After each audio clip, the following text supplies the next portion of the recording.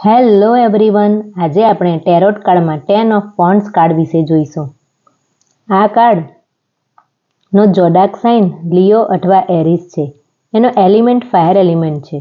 Yes નોના કાર્ડમાં નોનો card છે. જો આ એક છોકરો છે જે 10 વોન્ડ્સને લઈને આગળ વધી રહ્યો છે. એનું માથું નીચે છે એટલે એ સામેની તરફ જોઈ નથી શકતો. એ ઝૂકીને ચાલે છે માટે એ જોઈ નથી શકતો.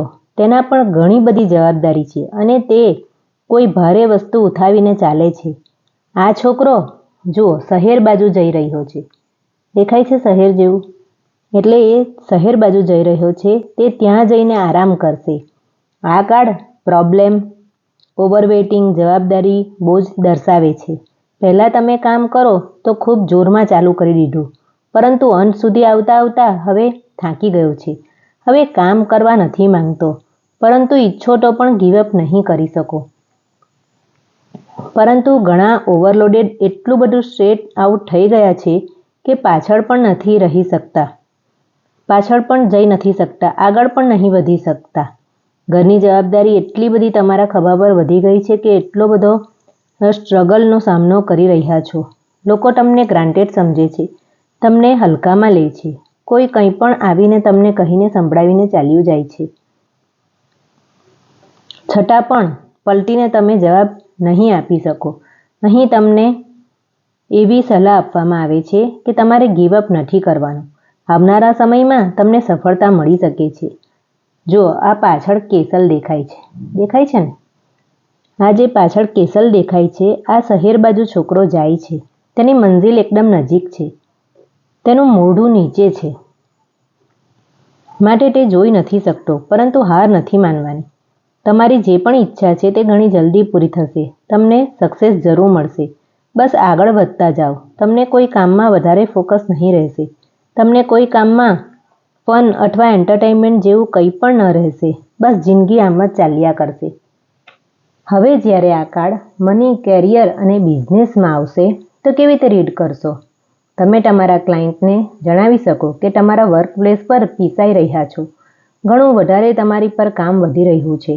એટલું બધું કામમાં ફસાઈ ગયા છો કે ઘરવાળાને પણ ટાઈમ નથી આપી શકતા અને પોતાને પણ ટાઈમ નથી આપી શકતા. બસ કામ જ કામ કર્યા કરો છો. તમારી લાઈફમાંથી ફન ગાયબ થઈ ગયું છે. કોઈ એન્ટરટેનમેન્ટ રહ્યો નથી. બસ કામ જ કરીએ જાઓ છો અને તમે જેટલું પણ કમાઓ છો તે તમને પૂરતું નથી લાગતું. તમે જેટલું પણ કમાઓ છો તે તમને પૂરું થઈ નથી રહેતું. ખર્ચ ચલાવવા, ખર્ચ કાઢવા પૈસા ઓછા પડી રહ્યા છે. પોતાનો ખર્ચો પણ ઉઠાવી નથી શકતા. શરૂઆતમાં કોઈ પ્રોજેક્ટ પણ તમે હોંશમાં ને હોંશમાં તો લઈ લીધો, પરંતુ એન્ડ સુધી આવતા આવતા તમને એવું લાગશે કે તમે આ કામ હવે નહીં કરી શકો અથવા આ કામ માટે તમે લાયક નથી. તમને એવું ફીલ થશે. ઘણી પરેશાનીઓ ઉઠાવવી પડે છે. સ્ટ્રેસ થઈ શકે છે. ફ્રસ્ટ્રેટ થઈ જવાશે. તમે જે પણ કામ ઉપાડ્યું છે તેમાં તમે ગીવઅપ નહીં કરી શકો. આગળ લઈને જવું જ પડશે. અહીં તમે ક્લાયન્ટને એવું કહી શકો કે તમે રેકી હીલિંગ કરાવી શકો છો. તમને જરૂર સક્સેસ મળશે. જ્યારે આ કાર્ડ હેલ્થના રીડિંગમાં આવશે તો કહેવાનું કે તમે ઘણું વધારે ટેન્શન લેવ છો, તમે ઘણું વધારે સ્ટ્રેસ લેવ છો. તેની બધી અસર તમારી હેલ્થ પર પડે છે. એ બધું સાઈડ પર મૂકીને તમારે તમારી હેલ્થ વિશે વધુ કાળજી રાખવાની જરૂર છે. તમારે કામ પર વધુ ધ્યાન આપવાનું છે. તમારે પહેલી પ્રાયોરિટી તમારી હેલ્થને આપવી પડશે. તમે રેકી હીલિંગ કરો, એક્સરસાઇઝ કરો, હીલિંગ મેડિટેશન કરો. પોતાના સ્ટ્રેસને રિલીઝ કરીને આગળ વધો. આ કાર્ડ જ્યારે સ્પિરિચ્યુઆલિટીમાં આવશે તો તમારે તમારા ક્લાયન્ટને જણાવવાનું કે તમે તમારા સ્પિરિચ્યુઅલ લાઈફમાં ખોવાઈ ગયા છો. તમને કંઈ સમજ નથી પડતી કે તમારે શું કરવાનું છે, કારણ કે તમને સમજ નથી પડતી, બિલકુલ નથી પડતી, કારણ કે તમે એક સાથે ઘણી બધી સ્પિરિચ્યુઅલ ઉપાય ફોલો કરો છો. તમને ખબર નથી પડતી કે તમારા માટે શું અગત્યનું છે અને કઈ વસ્તુ પર ફોકસ કરવાનો છે. એક ટાઈમ પર એક જ કામ કરવાનું છે. એક સમયે એક જ સ્પિરિચ્યુઅલ પાર્ટ ફોલો કરવાનો છે.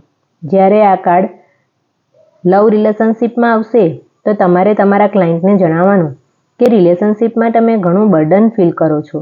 ઘણા બધા પરેશાન રહેશો, ઘણું સ્ટક ફીલ કરશો, એટલું બધું લડાઈ ઝઘડા થતા હશે કે જેનાથી તમે પરેશાન થઈ ગયા હશો.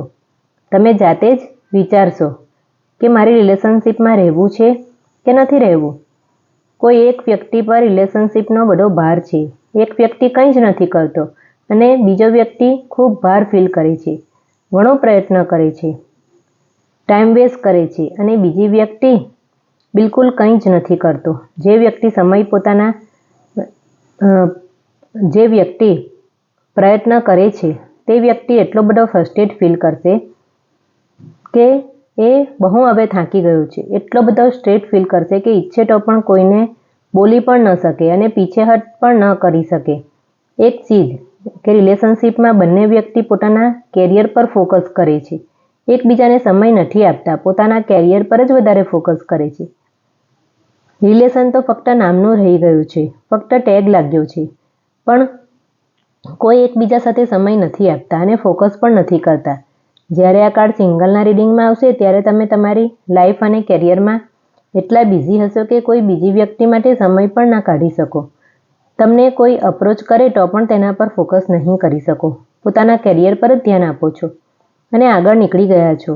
રિવર્સમાં આ કાર્ડ આવશે તો આ વ્યક્તિ પરેશાન થઈ ચૂક્યો છે, ગીવઅપ કરવા માંગે છે. આ કાર્ડ માટે તમારે કંઈ પણ ડાઉટ હોય તો તમે કોમેન્ટ સેક્શનમાં જઈને પૂછી શકો છો. Thank you.